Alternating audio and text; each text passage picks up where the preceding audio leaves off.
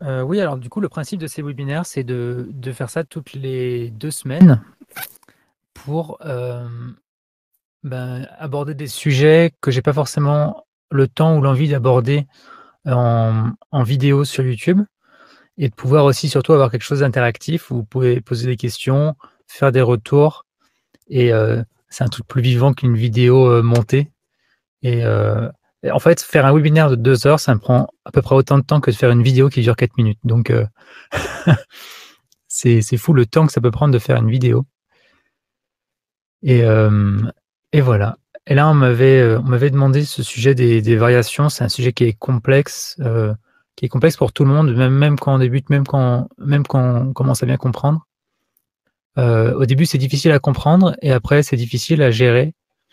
Euh, et là, c'est pour ça que j'aimerais aborder tous ces points-là pour bien poser les choses et expliquer comment ça marche, les variations. Eh ben, allez, c'est parti. Je vais partager mon écran. Eh ben, allez, si tout va bien, je vais continuer. Alors, le thème d'aujourd'hui, c'est utiliser les variations pour vendre sur Amazon. Je vais répondre à 2 questions principales, enfin les 2 questions principales. Si vous en voyez d'autres, vous pouvez toujours me les poser. Mais c'est pourquoi et comment. Donc, pourquoi est-ce qu'on utiliserait des variations pour vendre sur Amazon et comment ça marche pour faire ça. Avant d'aborder ces questions, tout de même, je vais poser des définitions. Ça va être la première partie du webinaire. Ça va être qu'est-ce que c'est une variation, qu'est-ce que c'est une variation sur Amazon. Et ensuite, on verra le pourquoi et aussi pourquoi pas. Il y a des fois des raisons qui poussent à ne pas utiliser de variation. Et dans la dernière partie, on verra vraiment le comment dans le Seller Central et dans IntelliFox, voir comment ça fonctionne de manière globale. Alors, avant de commencer, je voulais juste célébrer un truc avec vous. La semaine dernière, j'ai lancé la fonctionnalité de demande automatique de commentaires. Et il y a plus de 100 utilisateurs d'IntelliFox. Vous êtes 300 à l'heure actuelle. Il y en a plus de 100 qui l'ont activé sur leur compte. C'est quelque chose qu'il faut activer parce que moi, je ne peux pas le faire pour vous. Et en une semaine, euh, IntelliFox a demandé 16 922 commentaires. Alors, je ne sais pas si je vais passer en spammer de première catégorie. Heureusement, ce n'est pas moi qui envoie les emails, hein, je le rappelle, c'est Amazon qui envoie des emails aux clients qui ont fait les commandes. Donc voilà, en une semaine, 16 922 commentaires, demandes de commentaires posées. Et c'est plutôt cool. Alors là-dedans, il y a des gros poissons, hein. Il y a des gens qui sont à des volumes de commandes extrêmement importants. Donc je crois que le premier, c'est Hugo qui fait plus du retail arbitrage, donc il est vraiment dans une logique de volume. Je crois que ça a envoyé pour lui plus de 4900 demandes de commentaires. 4900 sur une période de 30 jours de commande. C'est des chiffres qui donnent un peu le vertige. Mais voilà, du coup, ça fait vraiment quelque chose qui est utilisé, qui est vraiment excellent. Et ça, je suis certain que ça va booster les commentaires de pas mal de monde. Voilà. Si vous voulez en savoir plus, j'ai fait une vidéo à ce sujet précisément qui est disponible sur la chaîne. Alors, est-ce que déjà tout va bien? Est-ce que je peux continuer? Faites-moi un petit oui là dans les commentaires parce que ça ne. Parfait, merci beaucoup. Alors, les définitions. On n'est pas dans un cours magistral, mais il faut quand même comprendre de quoi on parle. Une variation, je vais commencer par un exemple, c'est un goût, une couleur, une taille. C'est tout ce qui va, dès que c'est le même produit, mais qui est décliné avec des caractéristiques différentes. Donc, une coque de téléphone, pour reprendre un exemple qui est cher à un certain formateur, ça va être par exemple la couleur. Donc, on a la même coque et pour un téléphone, et les variations, ça va être les différentes couleurs. Si on prend un domaine qu'on utilise tous les jours, les vêtements, quand on va dans un magasin et qu'on a un modèle de t-shirt qui nous plaît bien, ceux-là ne sont pas à vendre, hein, je n'ai pas de variation de t-shirt IntelliFox. Une variation, c'est une taille. Et si vous regardez, donc s'il y a 5 tailles différentes pour le même t-shirt, il y a 5 variations différentes.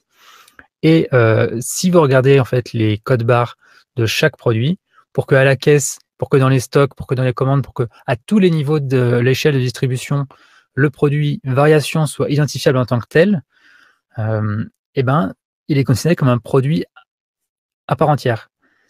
Et donc comme un produit à part entière, il a un EAN pour lui-même, un code EAN ou pas d'ailleurs si vous êtes en exemption, mais ça c'est un autre sujet.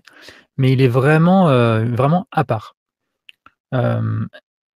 Et ça c'est vraiment important de le comprendre. Moi j'ai vu des gens qui voulaient se lancer sur Amazon avec des variations, mais qui n'avaient pas compris ce principe de base, que chaque variation est un produit.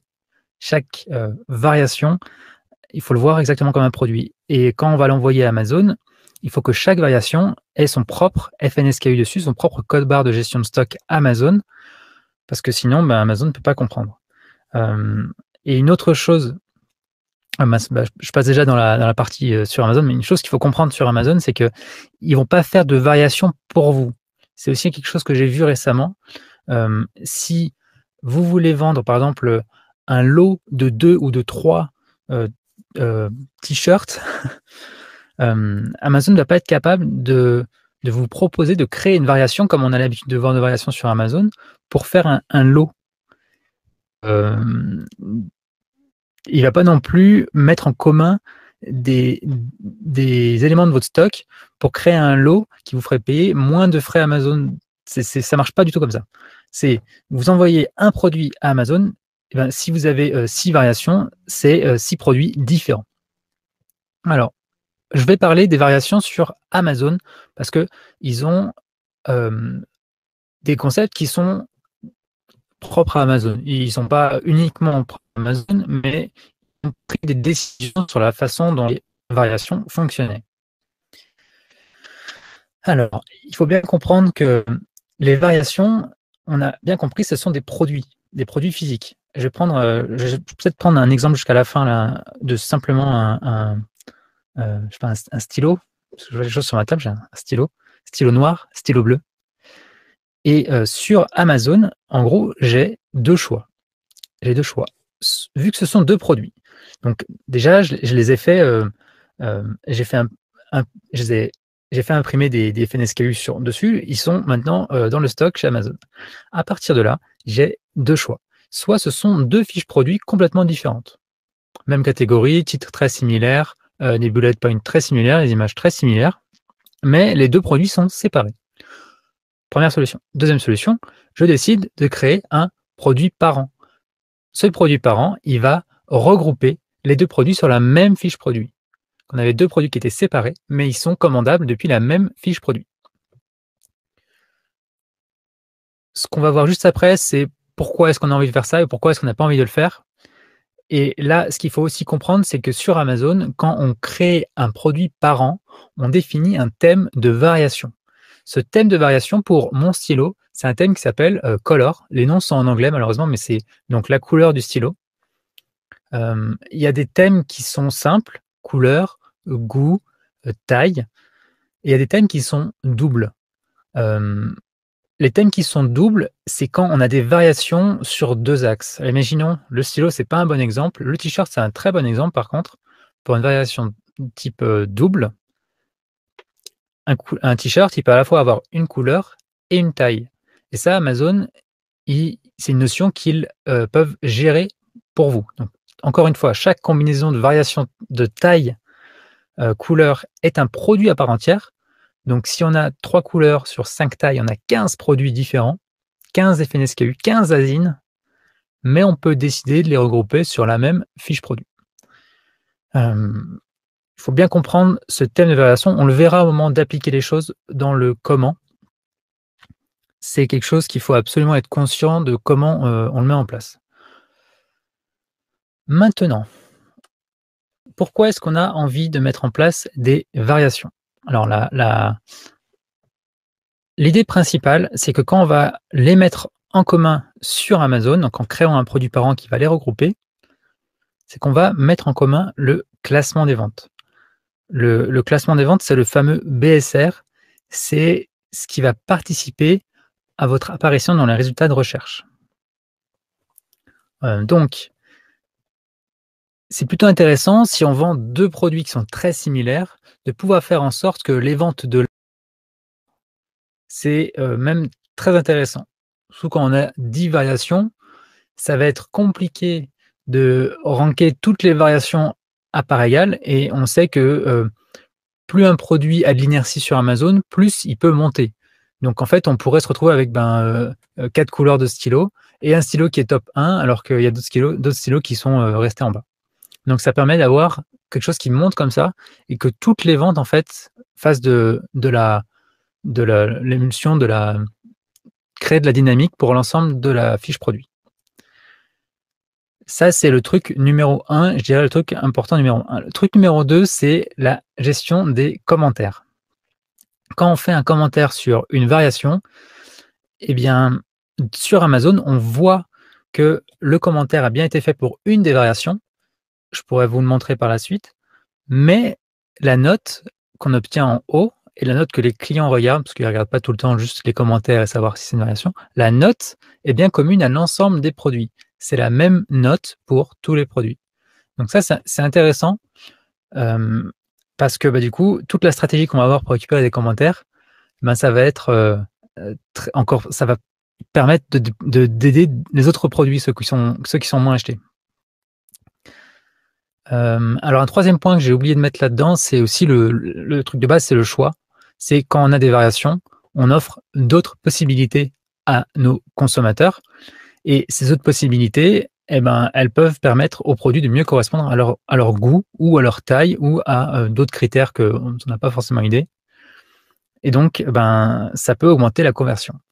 Si on prend par exemple 2 fiches produits identiques, un qui va proposer qu'une taille L et un autre qui va avoir une taille S, M et L, si moi je sais que le L c'est trop grand pour moi, je vais probablement aller vers la taille, vers l'autre fiche produit. Bon. Voilà les points positifs. Si vous en avez d'autres, n'hésitez pas à les mettre dans les commentaires. Mais il y a quand même du coup des points négatifs, des choses qu'il faut bien avoir en tête au moment où on fait ça. Et c'est des points qui sont quand même importants. Alors la première chose qui doit vraiment être centrale dans votre réflexion, c'est que c'est complexe à gérer. Que vous le vouliez ou non, si vous avez 6 variations, c'est 6 produits différents, ce qui veut dire 6 stocks différents, 6 ASIN, 6 FNSKU différents, c'est 6 produits différents. Voilà. Il se trouve qu'ils sont sur la même fiche produit, mais ça reste 6 produits. Et donc, parfois, c'est pas forcément, c'est ni simple à gérer, ni forcément une bonne idée. Ça coupe le stock, ça fractionne le stock en différentes choses. Parfois, il vaut mieux se concentrer juste sur le ou les 2 tailles ou goûts préférés, plutôt que disperser son capital, son stock sur un ensemble d'éléments. Et l'autre point que vraiment, il est beaucoup plus complexe de savoir au moment où on va se lancer dans cette stratégie, c'est qu'on va apparaître une seule fois dans les résultats de recherche. Alors, pour ça, je vais devoir sortir un exemple. On va aller sur Amazon. On va aller sur Amazon. Ce sera plus simple pour être bien...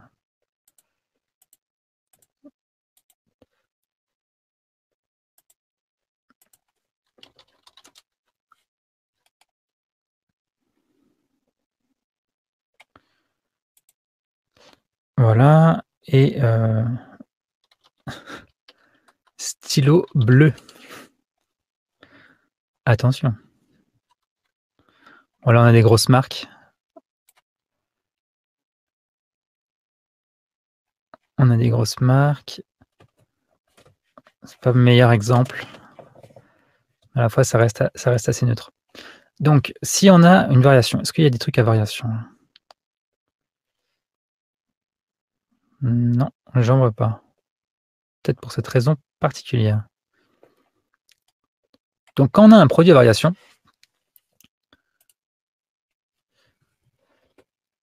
je vois une question d'Alexis. Est-ce applicable pour faire un produit dans différentes langues qui vont correspondre à chaque pays européen?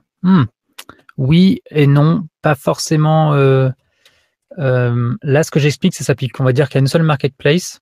Après, oui, le concept, si tu déclines un produit sur plusieurs pays en faisant des versions spécialisées, alors à la fois, tu vas pouvoir le gérer intelligemment avec IntelliFox. Ça, c'est un détail, mais aussi tu vas pouvoir ouais, ouais, c'est une variation, mais tu vas pas utiliser le concept de produit parent parce que ce produit-là va être disponible que sur différentes plateformes. Je reviens sur le point du coup le fait d'apparaître une seule fois sur les résultats de recherche. C'est si j'ai un produit à variation, ici, il va apparaître une seule fois. Donc, s'il apparaît ici, déjà c'est une bonne chose, premier résultat. Mais ça veut dire qu'il y a un concurrent là, un concurrent là, un concurrent là. Et un autre là, et un autre là, et un autre là, et un autre là. Alors que si j'ai deux produits qui fonctionnent extrêmement bien, qui sont extrêmement similaires, mais que c'est quand même des variations, mais que j'ai décidé de les mettre sur deux fiches différentes, et ben là, je vais prendre 2 places, ou 3 places, ou 4 places. Donc, voilà. C'est aussi quelque chose qui doit vous pousser à réfléchir. C'est est-ce que j'ai envie de toujours apparaître une seule fois? Parce que là, je vous parle du référencement naturel, mais si je prends le cas des publicités, ah non, les publicités, je ne sais plus s'ils font par ASIN ou par produit par an. Donc, je vais me taire. Ce qui est certain, c'est que là, c'est par produit par an. Voilà. Donc, il faut y aller en se posant les bonnes questions. Est-ce que c'est, pour moi, est-ce que c'est quelque chose qui va me rapporter plus? Sachant que là, je vais vraiment le dire une bonne fois pour toutes, c'est quelque chose qui n'est pas définitif. C'est que, alors oui, forcément, si vous avez plusieurs tailles de t-shirts, si vous avez plusieurs couleurs, vous avez votre stock et tant que vous ne recommandez pas, c'est définitif, vous avez votre stock. Mais à la fois sur la façon dont vous le présentez sur Amazon, vous pouvez décider de redécouper vos produits. Donc, ils étaient regroupés sous la forme d'un produit par an et de plein de variations. Mais vous pouvez décider de rééclater ça, ce qui peut être intéressant à ce moment-là pour réapparaître dans les résultats de recherche de manière séparée, après avoir utilisé le concept de la variation pour monter une fiche produit. Et rien ne nous empêche aussi dans l'autre sens de démarrer séparés et de les regrouper a posteriori, avec quelques migraines potentiellement, mais c'est tout à fait possible. Maintenant, c'est important de se poser des questions à chaque réassort. Est-ce que ça vaut le coup de faire du stock?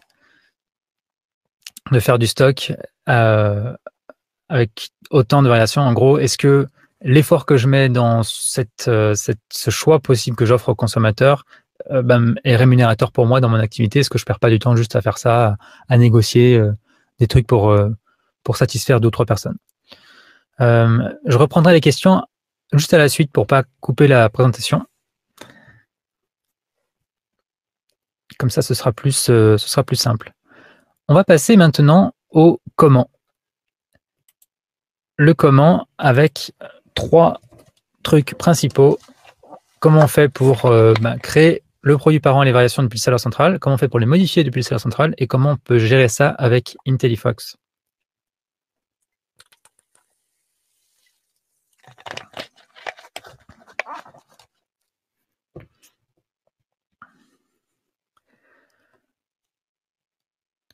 Alors, dans le serveur central, pour créer un produit parent, donc en fait, j'ai fait des vidéos sur ce sujet-là. J'ai fait des vidéos qu'il faut absolument que vous alliez voir si vous avez besoin de voir tout ça en détail. Donc, j'ai une playlist ici avec Seller Central. Voilà. Et là, c'est moi et vous avez créé une variation depuis un produit existant. Ce tutoriel, il va vous permettre vraiment d'aller plus loin que ce que je vais montrer dans ce webinaire. Et elle dure 14 minutes et j'ai que des bons retours. Et je ne triche pas sur ce numéro. Les gens aiment cette vidéo. Donc il y a tout ce qu'il faut là-dedans pour bien comprendre comment ça fonctionne. Depuis le seller central, là, je vais prendre le cas où on a envie de créer un nouveau produit. On va créer une nouvelle offre. On va vendre des stylos. Voilà. On va ajouter un produit. Dans la vidéo, je vous montre aussi comment faire pour à partir d'un produit existant, comment rajouter une nouvelle variation et créer le produit parent. Et là, on va partir de 0, on va dire, moi j'ai l'idée de vendre un stylo bleu et un stylo noir. J'ai pas d'idée de différenciation pour un stylo, c'est un produit qui est vraiment standard. Et donc, on va utiliser le Seller Central pour faire tout ça. J'ajoute manuellement un produit.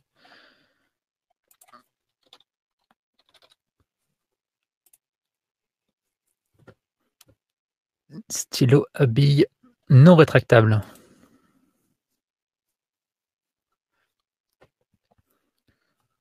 Voilà. Alors là, je vais très rapidement arriver sur l'onglet, vous montrer l'onglet variation qui est là, et on va aller l'explorer en détail. Alors, moi, l'ID du produit, j'ai une exemption de EN, donc il me propose plus mes marques. Il me propose pas mes marques, c'est bizarre. Peut-être que j'ai pas l'exemption sur cette catégorie. Ah oui, ça doit être ça. Bon, on va créer des chips stylo. Ce sera plus simple. Retour en arrière. Ajouter un produit. Et je vais rester dans une catégorie où j'ai l'exemption, comme ça je ne serai pas embêté.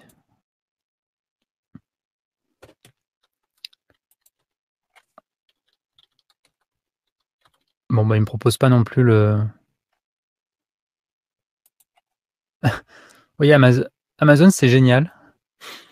C'est génial, mais des fois, c'est quand même n'importe quoi. Là, je suis sur un produit, j'ai sélectionné chips de soja. Et il me demande nombre de produits dans le pack de brosse à dents. Ça ne s'invente pas, on ne peut pas inventer ça.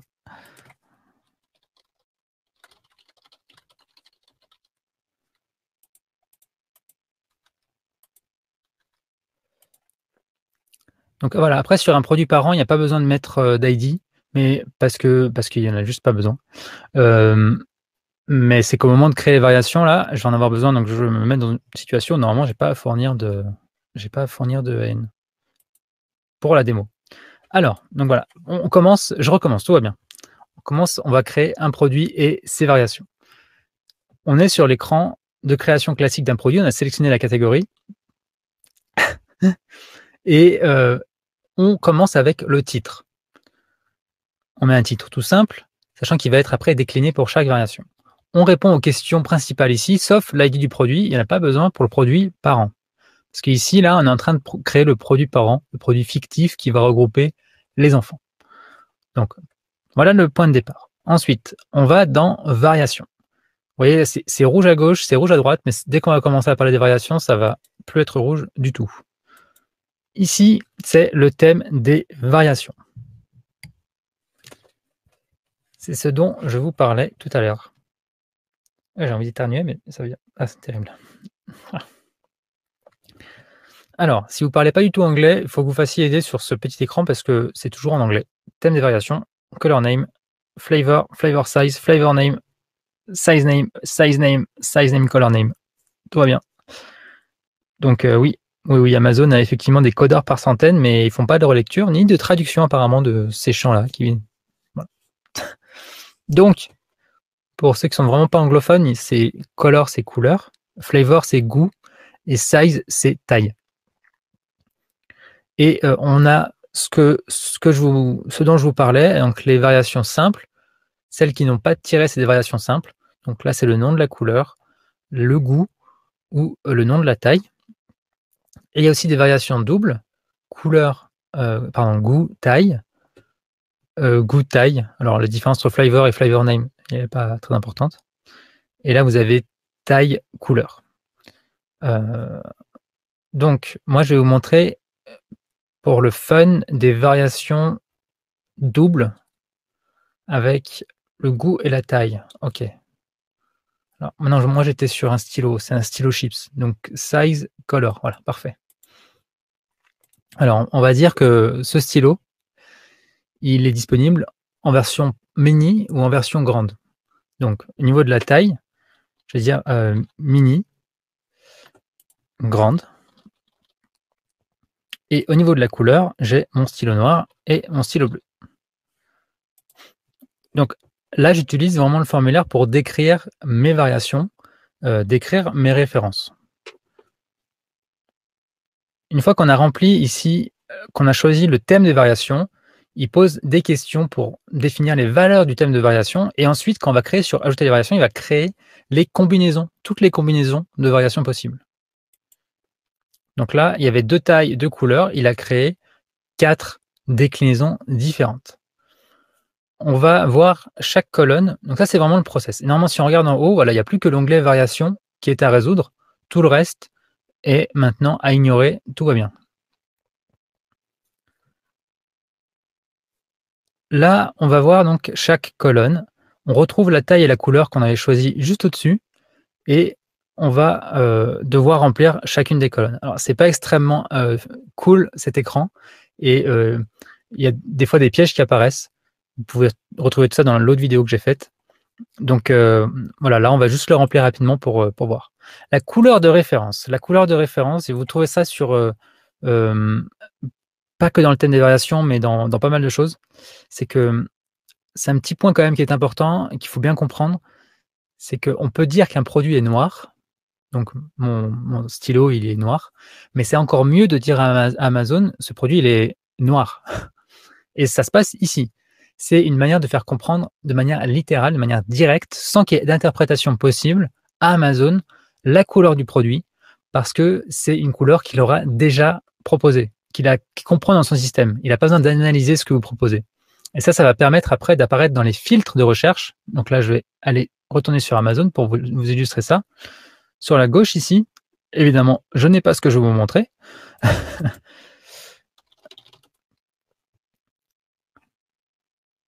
Mais ça apparaît dans les filtres qui sont sur la gauche. On va réussir. Après, j'ai peut-être mis bleu, donc du coup, il sait que je veux du bleu.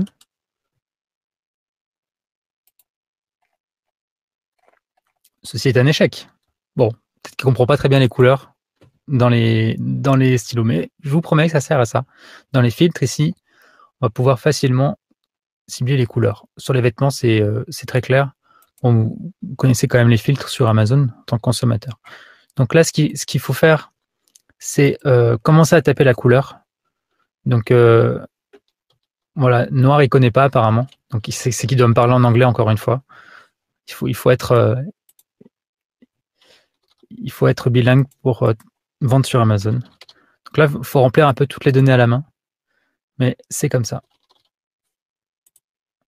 Le SKU. Alors, on se remet un peu en arrière.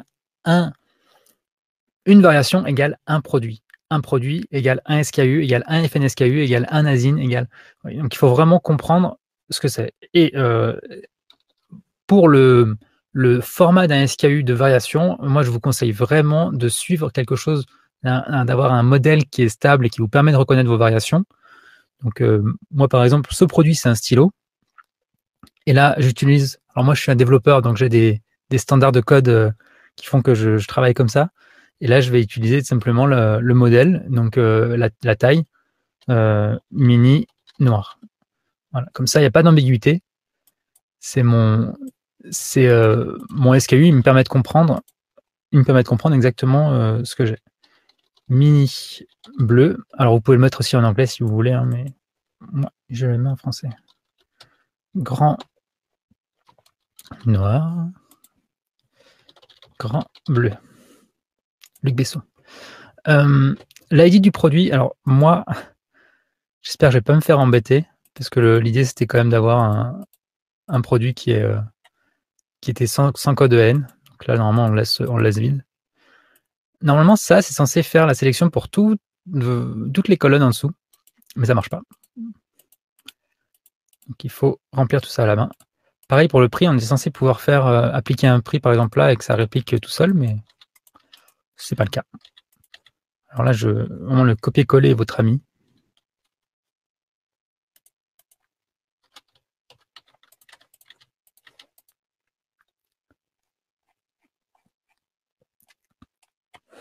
Voilà, donc Amazon m'a sucré mon exemption de haine. Je n'ai plus d'exemption de haine, donc je ne pourrai pas créer ce produit pour de vrai. Mais j'espère que le process est clair pour vous. Donc là, je comprends Je me remets comme ça. Je comprends que j'ai besoin de mes coins de haine, puisque tout ça c'est en rouge là, et que l'onglet en haut est en rouge. Donc quand vous créez un produit sur le seller central, il faut lire le formulaire pour montrer ce qui ne va pas. Et tant que ça c'est pas bleu, c'est qu'il y a un truc rouge quelque part. Bon, donc effectivement c'est un webinaire live, donc mécaniquement il peut se passer ce genre de choses, pas de problème. Je vais quand même vous montrer la suite. Normalement, vous cliquez sur enregistrer et terminer, le produit se crée, il n'y a pas de problème et tout va bien. Ensuite, vous retrouvez dans le seller central vos produits.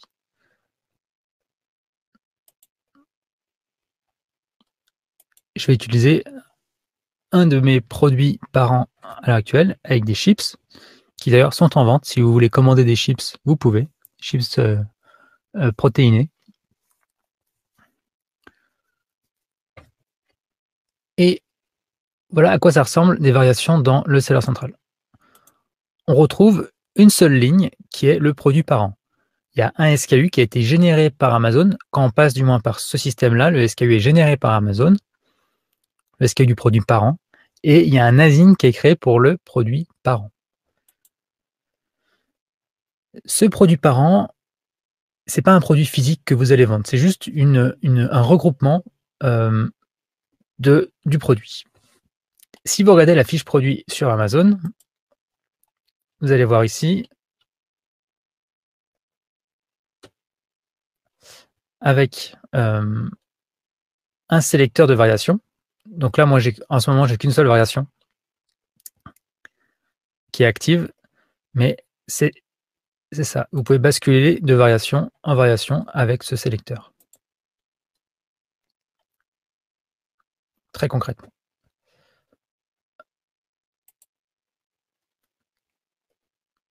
Maintenant, si vous voulez éditer les produits qui sont dans un produit par an, il faut ouvrir ici sur la gauche avec le petit chevron, ouvrir les lignes qui sont contenues dans ce produit par an. Et là, une des choses qui m'a motivé à créer IntelliFox, c'est que si vous voulez modifier vos variations, même si c'est 2 couleurs par exemple de taille d'un même t-shirt, vous devez modifier les produits individuellement. Donc en gros, vous allez sur modifier. Et là, si vous avez envie de changer le titre, vous allez dans information de base, vous modifiez le titre, voilà. Et si vous avez de la chance, Amazon le changera pour vous.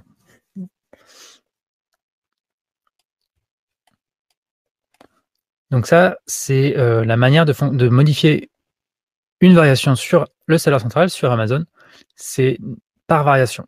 Alors, si vous en avez 2, ça va. 3, ça devient chiant. 4, on ne peut plus. Mais 10, c'est impossible. 10, vous le faites une fois, vous ne le refaites jamais. À 10 variations d'un produit, ce qui était mon cas, par exemple, pour les poudres de protéines, j'avais 10 goûts différents. Et à 10 goûts différents, soit tu apprends à utiliser, soit tu apprenais à utiliser le fichier Excel, ce que tout le monde déteste. Je ne connais pas une seule personne qui est heureux d'utiliser le fichier Excel de stock avec Amazon. Soit tu souffres, soit tu le fais pas en fait. Et donc là, c'est sur le titre à la rigueur, on peut venir, on le fait en masse, machin. Imaginez sur les images, pour mettre les images, il faut supprimer l'image, cliquer sur télécharger, récupérer l'image et faire ça pour toutes les variations. C'est un enfer pas possible. Et une fois que vous l'avez fait pour un, il faut le refaire pour une autre et ainsi de suite. Donc tout ça, évidemment, ce n'est pas très agréable et c'est une des raisons qui m'a motivé à créer IntelliFox. Et IntelliFox a d'énormes capacités pour les variations et c'est ce que je voulais vous montrer. Alors, comment créer le produit par an et les variations depuis le seller central? Je vous ai fait un exemple qui n'a pas forcément marché, mais vous avez vu le concept principal. Il y a la vidéo que vous pouvez retrouver sur la chaîne dans les tutoriels du seller central qui vous permettent de faire ça. Je vous ai montré comment modifier les variations depuis le seller central, ou comment ne pas le faire parce que c'est horrible. Et maintenant, on va voir comment gérer les variations avec IntelliFox. Tout simplement. Alors parce que je n'ai pas préparé d'exemple, on va le faire en live sur ce produit, qui est le produit du webinaire d'il y a 2 semaines, qui était il y a 2 semaines, j'ai fait un webinaire qui est d'ailleurs disponible en replay, où j'expliquais comment optimiser les mots-clés de son produit, comment optimiser le référencement naturel. Et on avait un globe décoration en bois. Alors l'image, elle n'est pas très parlante, mais c'est pas grave. Je vais vraiment vous montrer ça ici. Alors là, je vais faire une étape que normalement vous n'avez pas à faire, qui est faite automatiquement pour vous quand vous importez le produit sur IntelliFox, mais que là, je suis obligé de faire pour travailler. Ce qui permet de travailler quand on a le produit qui n'existe pas encore. Vous avez ici le bouton « Ajouter une variation ». Et là, vous allez pouvoir ajouter une variation. Et je vais reprendre mes exemples de stylos de tout à l'heure, même si je n'ai pas pu les créer. Je vais peut-être réussir à les créer d'ailleurs avec IntelliFox. Ce serait assez drôle. Stylo mini bleu. J'ai pas d'asine.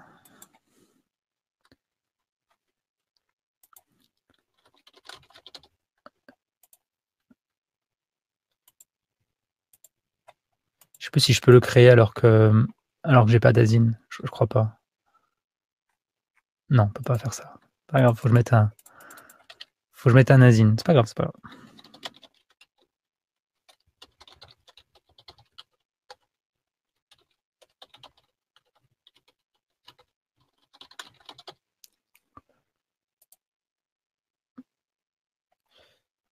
Voilà, alors je vais tout expliquer après en plus de détails. C'est juste que là, je crée tout.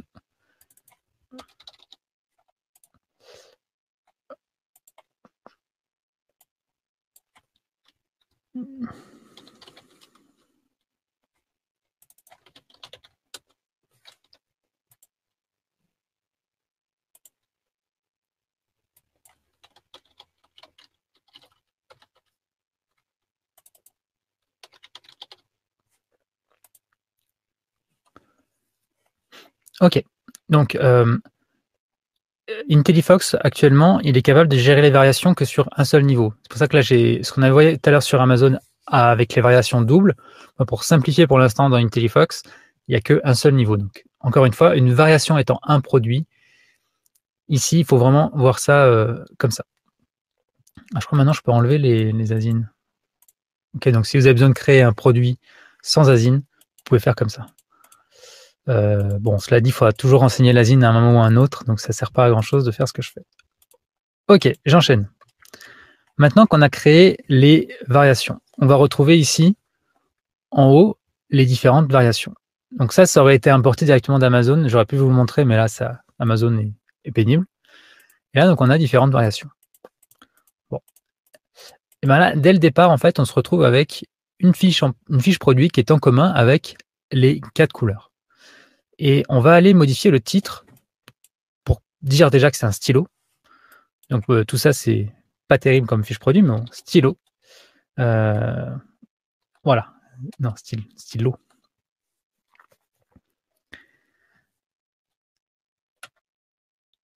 Problème, c'est que le titre, il va être différent pour chacune de mes variations. Et il y a 2 manières d'aborder ça. Si vous avez un titre qui est vraiment différent sur une variation, vous avez le bouton ici « Modifier le titre pour cette variation ». Vous cliquez là, et là, vous avez un titre qui est à part. Vous pouvez modifier stylo, mini, noir, tout va bien. Mais ça, c'est ne pas utiliser vraiment très bien IntelliFox, parce qu'il est capable de faire autre chose de bien plus intéressant, qui est l'utilisation des variables. Alors, je sais que je vais en perdre pas mal. Vous inquiétez pas, on va reprendre tout ça. Là, l'exemple va vous mettre ça vraiment de manière évidente. On a différentes variables. Alors, il y a une documentation rattachée à ça, n'ayez pas peur, qui est juste là. Les variables, à quoi ça sert, qui vous montre un article d'aide qui vous explique tout ça en détail. Alors là, on est un peu sur le niveau au-dessus, mais vous allez quand même comprendre. On a la variable qui s'appelle variation. C'est un bout de texte qu'on va insérer dans le titre et qui va prendre la valeur du nom de la variation. Là, je vais vous illustrer ça immédiatement. Donc là, j'ai fait copier la variable. Maintenant, elle est dans mon presse-papier. J'ai juste à faire clic droit, coller. Et là, dès maintenant, j'ai la variation qui est intégrée dans le titre. Donc si je continue et que je mets des mots-clés, bon, sachant que c'est pas les bons mots-clés que j'ai, mais vous allez comprendre. Eh bien, chacune de mes variations voit son titre être modifié, prendre en compte ces mots-clés, prendre en compte l'intégralité du travail, mais en ayant à l'écrire une seule fois. Si on retourne en haut dans le choix ici, on peut voir une prévisualisation de la variation comme elle sera sur Amazon. Et là, en fait, moi, quand je change de variation, le titre est modifié.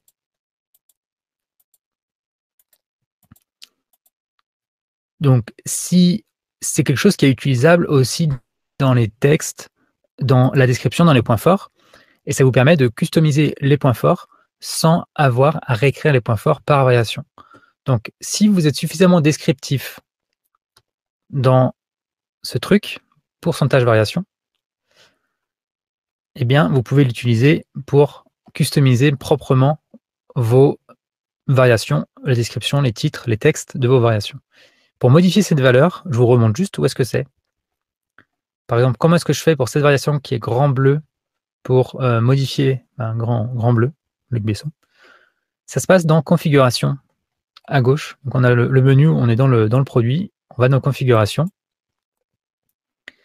Et là, vous allez voir, et c'est pour ça que c'est un peu bizarre, mais c'est valeur de pourcentage variation. Parce que c'est le nom de la variable que j'ai utilisée dans le texte. Et c'est ici, cette valeur-là, que je peux définir et qui va être substituée automatiquement dans la variation. Bon, on va dire le premier niveau pour les textes, c'est qu'on peut faire des textes qui vont être en commun, qui vont être identiques sur chaque fiche produit. Donc, ce qui fait que le jour où on veut le modifier, le texte, sur 10 variations, il suffit de le modifier ici, et à partir de là, ça va modifier les 10 variations. Si en plus de ça, vous voulez customiser le texte pour la variation, c'est possible grâce aux variables. Je vais juste préciser un truc sur les variables pour ceux que ça intéresse.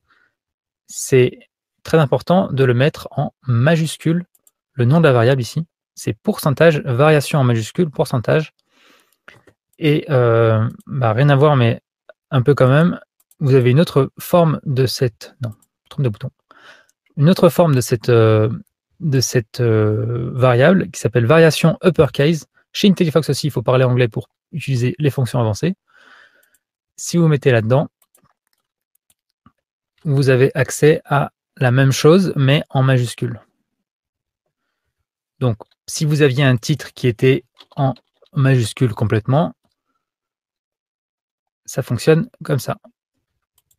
On va mettre tout en majuscule, on va crier sur les clients.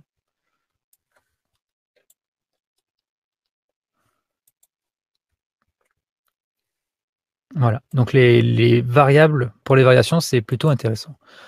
Je m'arrête là pour les textes. Voilà. Alors, ce qui est intéressant, c'est que tout le travail que vous avez fait sur les mots-clés, il est autant valide pour chaque variation. Vous n'avez pas répété ce travail-là. Pareil pour l'optimisation du coup des mots-clés dans le bilan des mots-clés, pour les termes de recherche, pour ceux qui ont bien suivi le webinaire la semaine dernière. Tout ça va être optimisé pour chaque variation. Donc, ça va être au top. Maintenant, je vais vous parler des images. Parce que les images, c'est aussi un thème. Et ça, je l'ai vu nulle part ailleurs. Donc ça, c'est vraiment une exclusivité IntelliFox. Les variations.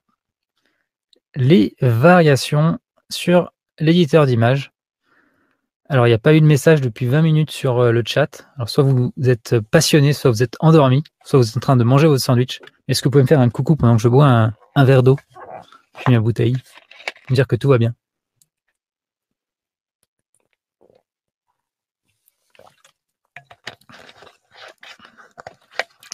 Eh ben, bon, parfait. Merci pour vos messages. L'audience était donc prise par mon message et par mon cours magistral. On continue avec le summum de ce que j'ai été capable de faire pour les variations avec IntelliFox, qui est l'éditeur d'images. Et là, je vais pour ça. Alors c'est pareil sur toutes les images, mais je veux juste vous montrer ça sur une seule image. Alors il y a différents effets qui sont intéressants. On va commencer avec le texte. Le texte. Alors ici, donc là j'ai mon titre principal de mon image. Donc stylo. Vous allez retrouver en bas les différentes variations. On retrouve là grand bleu, grand noir, mini bleu, mini noir.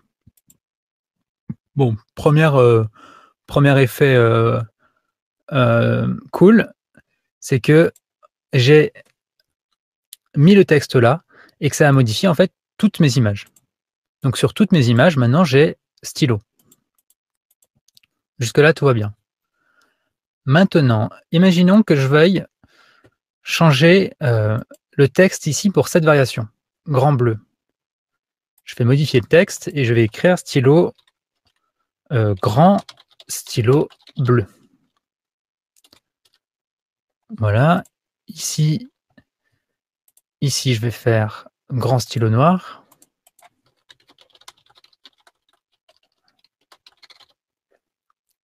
Voilà.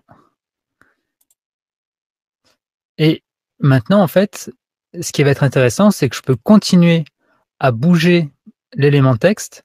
Et si vous regardez attentivement en bas, je suis toujours en train de modifier les autres images. Donc je modifie tout. Je modifie mon design qui est customisé par variation, tout en gardant le contrôle sur le produit parent. Alors, je continue avec ça. Je vais mettre une boîte de couleurs. Donc ça, c'est juste un rectangle. Je vais mettre les bords arrondis pour qu'ils soient un peu plus jolis. Voilà. Et une ombre, parce que j'aime les ombres. Là, je vois que ça dépasse un peu ici, donc je peux modifier la taille de la boîte. Voilà. Et mettre ça comme ça. Et maintenant, ce que je peux faire, c'est customiser la couleur de la boîte au niveau de la variation. Donc, par exemple, ici, il est bleu. Et ici, il était bleu aussi.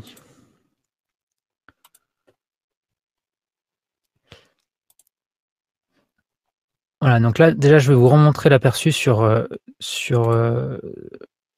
niveau-là. On a mon produit, mon grand stylo bleu, mon grand stylo noir, mon mini stylo bleu et mon mini stylo noir.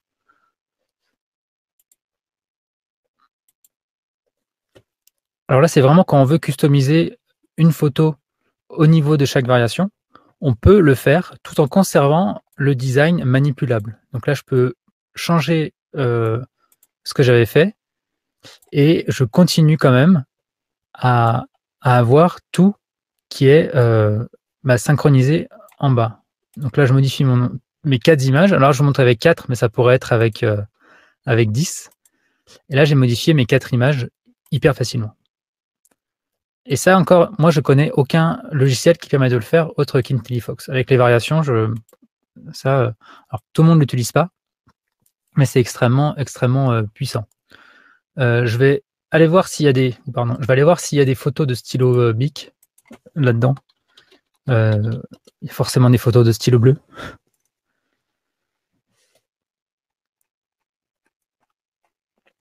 Bah allez, je vais me contenter de ce crayon. Ah, c'est quoi ça? Bon, on va dire ce crayon. Ceci n'est pas un stylo.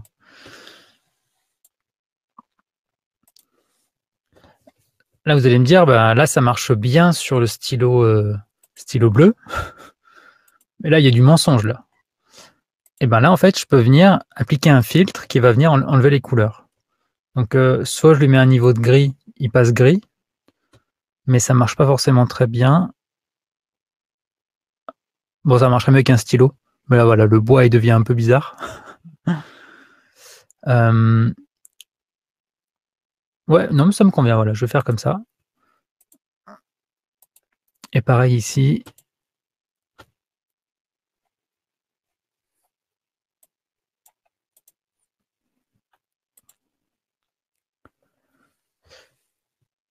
Voilà, ça c'était la version, on a bleu et noir. Et maintenant je vais juste vous montrer, donc ça c'était, les images version simple. Maintenant on a un grand stylo bleu, grand stylo noir, mini stylo bleu, mini stylo noir, avec les bonnes couleurs. Maintenant je vais vous montrer comment faire un stylo, rouge. Voilà, on va faire un stylo rouge. Je recommence ici donc, ajouter une variation. Je vais faire stylo. Je vais faire juste un grand stylo rouge pour me simplifier la vie. J'ai pas d'asine. Grand rouge. Voilà, là j'ai mon stylo grand rouge, mais il n'a pas les bonnes couleurs. Donc maintenant je vais aller le modifier. Ah oui, ça va directement sur le modèle. Il faut reprendre ici en bas le rouge. Ici, bon bah ça vous avez bien compris, c'est vraiment pas difficile. Mettre le texte comme j'en ai envie, grand stylo rouge, pas très dur non plus.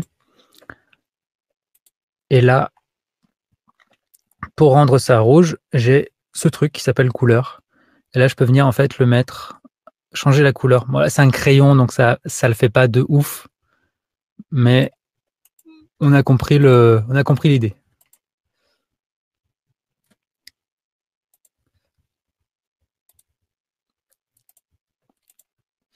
Voilà, on a le grand stylo bleu, le grand stylo noir, le grand stylo rouge, et bah là, en un clic quasiment, j'ai recréé une fiche produit pour ma variation où j'ai pu customiser les images pour faire correspondre au produit, à la variation du produit. Et maintenant, il ne reste plus qu'à cliquer sur publier là-haut pour terminer le travail. Si vous voulez voir ça en action, je ne sais pas trop ce que j'ai en stock dans mes fiches produits à moi. Voilà mes protéines dont je vous parlais. Donc ça, c'est un véritable exemple, même si je m'en suis débarrassé parce que j'arrivais pas à liquider ce stock. Mauvais produit. Mais voilà, c'est exactement ce que j'ai utilisé ici comme technique, avec mon image principale qui est comme ça. Alors là, j'ai juste customisé l'image en mettant l'image du produit. Donc l'image principale, de toute façon, c'est un truc à part. Mais là où ça devient intéressant, c'est que j'ai, pareil sur l'image 2, c'est l'image du produit. L'image 3, elle n'avait rien d'exceptionnel. L'image 4, par contre, elle doit être customisée pour chaque goût, parce que les ingrédients sont différents. Vous voyez, les ingrédients, ils sont marqués ici. Les informations nutritionnelles là, tout est différent. Et bien du coup, là, c'est très simple pour moi d'avoir toutes ces différentes variations. Et ce qui est vraiment puissant, c'est que là, moi, si je veux changer la position du drapeau, je le fais à un seul endroit, et si vous regardez en bas, toutes les images se changent en même temps. Je fais sauvegarder, je m'en vais, et je republie, et la vie est belle. Voilà. Je pense avoir fait le tour de ce que je voulais vous montrer. Si vous avez des questions, c'est le moment. Ça fait 1 heure que je suis en live. Donc si vous avez des questions, c'est le moment, je prends les questions. Alors il y a un module de questions sur la droite dans Hermite. D'ailleurs, j'ai réalisé l'autre jour à l'oreille que Hermite, ça faisait penser à ermite en français. Les gens qui restent tout le temps chez eux, vivre en ermite. Donc maintenant, un mercredi sur 2, je vivrai en ermite. Alors il n'y a pas de questions sur le chat. Il n'y a pas de questions dans les questions. Donc, écoutez, j'espère que tout ce que j'ai pu vous montrer vous a plu. Ça y est, les questions commencent. Si les fiches sont déjà faites, on peut utiliser la même procédure. Oui, tout à fait. Il y a aucun problème. Alors, au moment si le produit parent existe déjà, si elles sont déjà regroupées sous forme de parents sur Amazon, c'est hyper simple sur IntelliFox, parce que les produits vont être importés ensemble et ils vont être compris comme étant des variations, et tout sera à disposition pour faire ce genre d'optimisation. S'il n'y a pas de parent, je conseille d'abord de créer le produit parent sur Amazon. Et si c'est ce que tu veux, mais par contre, si tu veux pas mettre de produit parent, tu peux tout à fait gérer les produits avec IntelliFox, deux produits, des variations, mais qui sont quand même séparés sur Amazon. Tu peux les gérer comme si c'était des variations ensemble depuis IntelliFox. Il suffit de ne pas définir d'ASIN pour le produit parent, ou pas d'ASIN et pas de SKU pour le produit parent. Et tu peux gérer tes produits, tes variations depuis une seule source de vérité, une seule source d'information.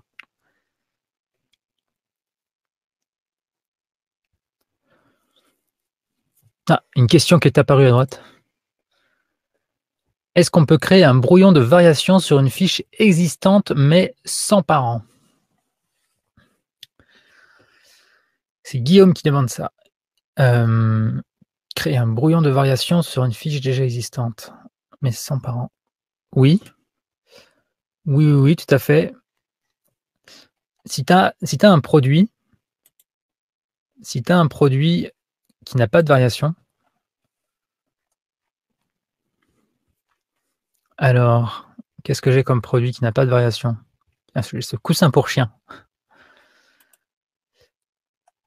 Il suffit de suivre la procédure là qui va dans configuration. Ça, c'est ton produit actuel. Et tu peux faire ajouter une variation. Il n'y a aucun problème pour ça. Et du moment que tu définis pas, que tu... Dans le pire des cas, ça va pas te publier le produit correctement, mais tu peux faire ça assez facilement. Et à partir de là, tu pourras jouer avec les variations. Bon, c'est une manière de le faire. L'autre manière, alors je suis pas très clair là, mais c'est une autre manière, c'est que tu peux aussi importer le produit une deuxième fois et jouer avec ce produit et faire n'importe quoi et sans impacter ton produit existant. Donc tu fais importer, tu rentres ton ASIN et tu le réimportes une nouvelle fois et tu fais ton produit alternatif. Bam, répondu. Emmanuel, peux-tu expliquer le principe pour transformer deux produits indépendants et existants en variations? Alors, il y a deux pans à ça. Le premier, c'est sur Amazon. Est-ce que c'est ça que tu veux voir? C'est sur Amazon ou c'est sur IntelliFox?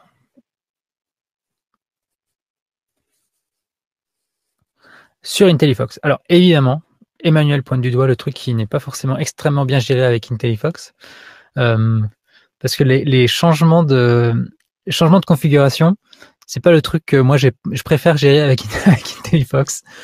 Donc, imaginons qu'on a deux produits qui sont séparés sur IntelliFox et qu'on veut les regrouper comme variation. Alors, je vais pas vous mentir, il vaut mieux reprendre un des deux produits comme référence et à partir de là faire le travail. Donc, je vais le montrer. Imaginons qu'on est ici. Je reprends mon coussin pour chien. On a un coussin pour chien qui est de cette couleur-là, orange, et on a un autre qui est bleu. Alors, j'ai sur IntelliFox une autre fiche produit avec le produit qui est bleu. Le plus simple, c'est de partir d'une des fiches, ici de faire ajouter une variation, de le faire même deux fois, une fois pour le produit actuel et une fois pour le nouveau produit, enfin l'autre produit. Donc c'est le process manuel, je vais le montrer, mais de manière très simple. Ça, c'est l'autre variation. Et là, c'est la variation actuelle. Je vais remodifier tout ça comme ça.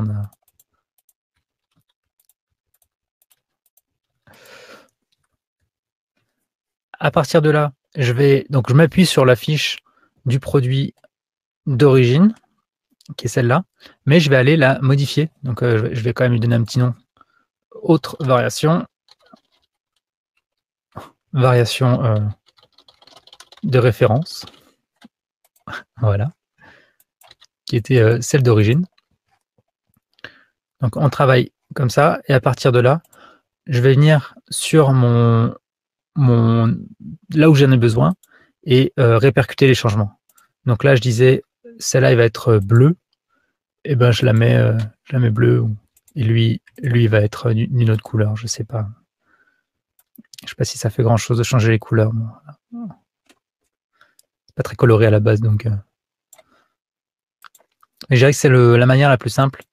Ça va être de faire ça. Ça va être d'utiliser une des deux fiches comme référence et de venir greffer l'autre dessus. Parce qu'il n'y a pas de bouton automatique, faire la gestion automatique. Et après, donc une fois qu'on a géré les images, ça va être de gérer les points forts et les descriptions, les textes. Ça me fait penser que j'ai pas montré une autre facette de la gestion des variations. Un truc que j'ai pas montré du tout. Aïe aïe aïe. Ouais, quand on est ici.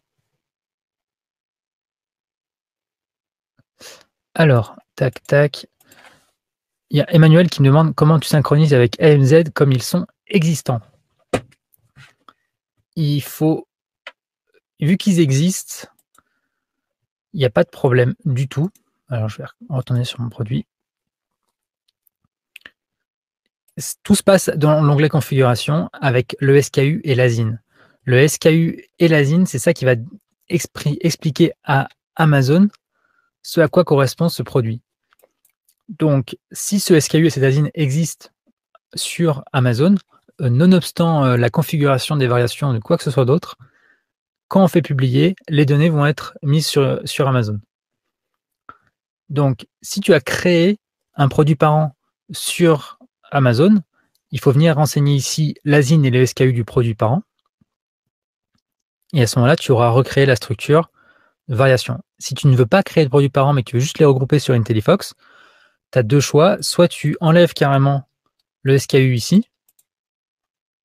Ouais, si je dis pas de bêtises. Ouais, ça va le faire. Donc tu enlèves ici le produit parent, fake produit parent.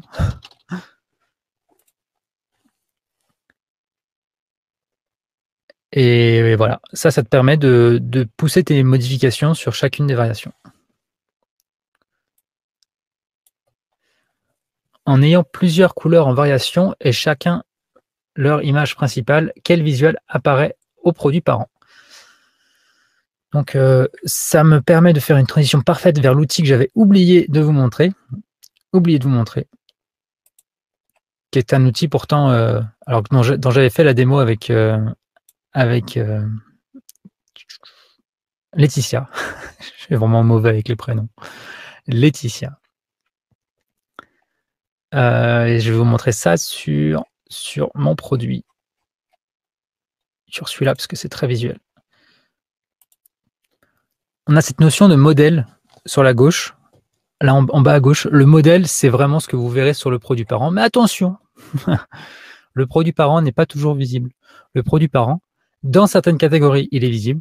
Dans d'autres catégories, il n'est jamais visible. Moi, dans ma catégorie, il ne l'était pas. Donc, bon, nonobstant, j'aime bien dire nonobstant, cette image principale, ce modèle, on peut le travailler directement et on peut définir ce qui va apparaître ici. Alors, il faut savoir que la valeur qu'on met dans le modèle, c'est la valeur par défaut pour les variations. Donc là, si je change quelque chose, si je change ici le texte, ça va le modifier partout. Oui, c'est peut-être un peu petit chez vous, mais ça le modifie partout en bas. Et c'est quand je travaille sur le modèle que là, je vais choisir qu'est-ce que je vais mettre comme contenu. Donc ça, c'est dans le cas où le produit parent est affiché, ce qui est un cas qui est assez rare.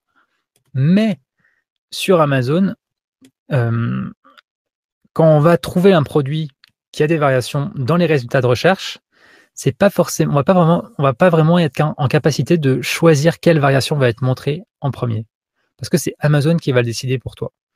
Donc, je sais pas si ça répond à ta question, mais ici c'est très simple de savoir ce que tu vas mettre dans ton produit parent, mais ton produit parent sera peut-être jamais affiché, et c'est Amazon qui décide quels produits ils vont afficher principalement, parce que c'est eux qui savent lequel a le plus de chances de convertir les clients, et c'est ce produit-là qui vont montrer. Ça me fait penser que du coup, un point, moi, qui était difficile avec les variations quand je construisais ces 10 fiches produits, c'était la gestion des photos et j'ai vraiment travaillé pour que les photos du produit soient bien classées par variation. Donc là, on a les photos du produit général et après on a les photos pour chaque variation. Alors là, c'est pas très bien affiché, mais donc là, on voit les photos, café. Ici, les photos, goût, chocolat blanc, goût chocolat noir, goût, haut de chocolat, goût orange et ce qui est vraiment intéressant, c'est que j'ai rajouté ce bouton ici. Alors j'ai fait aucune autre vidéo dessus, je l'ai utilisé un peu avec Laetitia, mais j'ai pas fait de vidéo dessus. Le bouton variation. Alors quand vous sélectionnez une image ici dans le modèle, c'est très important ça, de bien comprendre qu'on ne peut pas faire les mêmes choses dans le modèle que dans les enfants. Dans le modèle, on peut ajouter des éléments, dans les enfants, on peut juste les modifier. J'ai fait une vidéo sur ça, vous pouvez la retrouver dans les tutoriels, ici. Tutoriel édition des variations, juste là. Et là, vous avez tout qui est expliqué. Il commence un peu à dater ces tutoriels, parce que je les avais fait en mai dernier, mais ils sont toujours d'actualité. Et donc ce bouton variation, ça va vous permettre de définir l'image pour chacune des variations. Donc de définir ce qui va apparaître pour ça. Et ça, c'est assez cool. Ça vous permet de très facilement, depuis un seul écran, ajouter des photos de vos variations, de pouvoir les détourer ou les mettre en mode normal d'ailleurs, si pas de bêtises. Voilà, détourer mode normal. Vous pouvez aussi les redécouper sur place pour être sûr que c'est bien cadré. Cet écran vous fait gagner un temps fou quand vous construisez vos images. C'est assez cool. Voilà. Et il y a Loïc qui a un exemple. Je vais regarder ton exemple.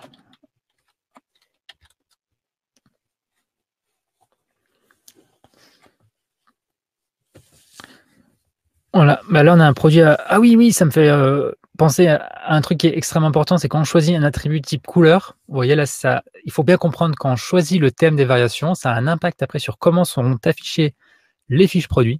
Et quand on choisit couleur, Amazon, il a la capacité de montrer votre produit, de montrer la couleur pour aider les gens à faire leur choix. Contrairement à un attribut de taille, où il ne sait pas comment représenter 500 ou 750 millilitres, c'est pas forcément très visuel. Par contre, la couleur, c'est visuel. Et là, vous voyez, il y a un double thème de variation couleur et taille. On a les couleurs ici qui sont très claires et les tailles qui sont marquées en dessous.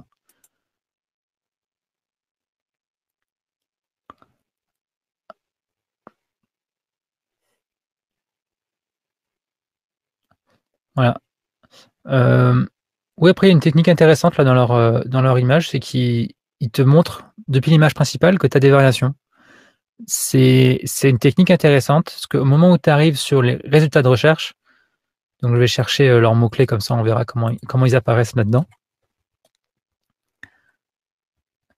Apparemment, c'est la norme dans leur c'est la norme dans le marché. Tu ne montres pas la bouteille, tu montres toutes les variations possibles. Mais voilà, c'est un peu ce que je voulais vous montrer tout à l'heure, c'est que quand on a ici, il y a 44 produits chez ce marchand, eh ben, on voit juste écrit 44 couleurs motifs en plus, mais il apparaît qu'une seule fois. Donc il a une seule chance, avec juste cette image, de m'attirer, alors que peut-être s'il explosait sa fiche en plusieurs couleurs, peut-être qu'il apparaîtrait 2 ou 3 fois. Peut-être pas, hein, mais bon. Là, c'est évident.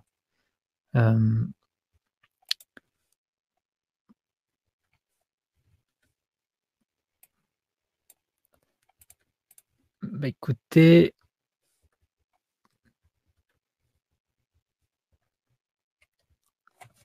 ah oui, c'est Nadaluti qui disait j'ai 4 produits, je veux sur Amazon que chaque produit montre aussi les 3 autres. Est-ce que c'est faisable? Oui, c'est entièrement faisable. C'est entièrement faisable. C'est l'exemple des bouteilles, un très bon exemple. Et dans IntelliFox, rien ne t'empêche de le faire. Tu travailles sur le modèle.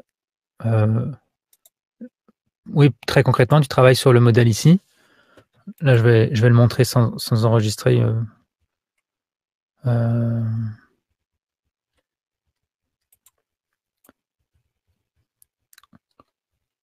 Ouais, en gros, voilà, si tu avais d'autres modèles que tu voudrais mettre en place,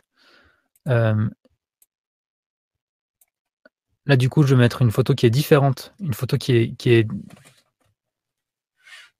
décalée pour chacune des variations. Non, je ne vais pas m'embarquer là-dedans. Je reviens en arrière. Ben, écoutez, en tout cas, c'était un webinaire fort agréable. Merci pour votre présence. Je vous redis dans 2 semaines. Le thème du webinaire dans 2 semaines est à définir. Donc, tout est possible. Les portes sont ouvertes. N'hésitez pas à me demander un thème par email, par commentaire sur cette vidéo, si tu regardes cette vidéo sur YouTube, parce qu'elle sera sur le replay un jour. Et voilà. Merci beaucoup et à la prochaine. Salut, salut, salut.